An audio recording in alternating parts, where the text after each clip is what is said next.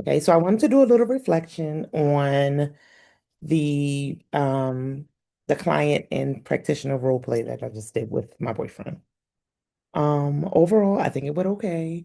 I do think that I definitely need to work on like just being comfortable in front of the camera and just kind of letting things flow naturally.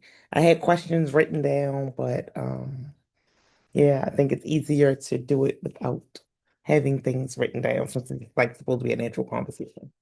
Um, in this role play, my goal was to demonstrate the ending stage of the helping process, specifically evaluating goals, reviewing progress, and creating closure with the client.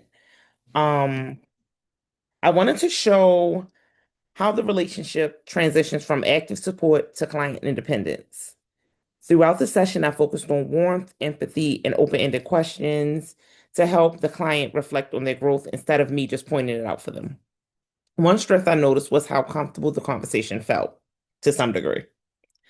Um, I did think a, I did think I did a good job of maintaining eye contact. I made sure that I turned my body like towards him so he knew that like I was really focused on him. I used a calm tone. I showed active listening through reflection and summarizing.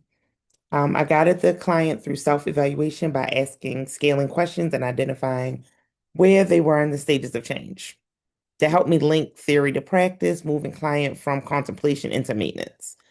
Um, I encouraged him to recognize the work that had been done and being able to identify that he was self-empowered, self-aware, and that he also had a village to lean in on. Um, if I had to name an area of growth, I would definitely say slowing down and giving the client a little, I don't know, because I think I really did kind of give my client enough space and I use silence to kind of just let him reflect on his own. But I want to make sure that I'm giving enough silence. But I will practice my pauses and be more intentional with transitions to keep the flow natural and more reflective. Overall, this assignment reminded me that the termination phase is just as meaningful as the beginning and the middle.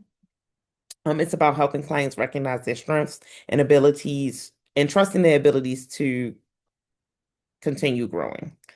I learned that closure, when done well, can actually be empowering and affirming for both client and the practitioner.